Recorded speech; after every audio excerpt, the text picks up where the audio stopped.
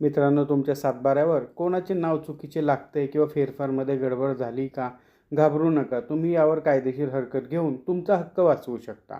जेव्हा तलाठी नवीन फेरफार लिहितो तेव्हा महाराष्ट्र जमीन महसूल संहितेच्या कलम 150 नुसार हितसंबंधितांना नोटीस देणे बंधनकारक राहते. ही नोटीस मिळाल्यापासून किंवा आपल्या चावडीवर प्रसिद्ध झाल्यापासून 15 दिवसांच्या आत तुम्हाला लेखी हरकत नोंदवता येते. मग ही हरकत कशी घ्यायची? तर सर्वात प्रथम तलाठ्याकडे एक लेखी अर्ज करा. त्या अर्जामध्ये फेरफार क्रमांक, तुमचे नाव आणि हरकत घेण्याचे ठोस कायदेशीर कारण स्पष्ट लिहा.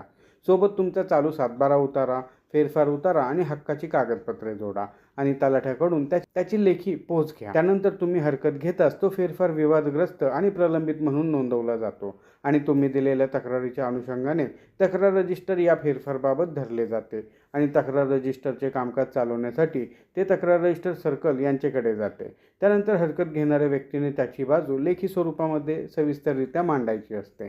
त्यानंतर ज्या व्यक्तीने त्या फेरफारसाठी अर्ज केलेला आहे त्या व्यक्तीने त्याची बाजू मांडायची असते. त्यानंतर मंडलाधिकारी दोन्ही बाजू ऐकून घेतात आणि त्याबाबत न्यायनिर्णय देतात आणि त्यानंतर ठरते की तो फेरफार प्रमाणित करायचा की नाही करायचा.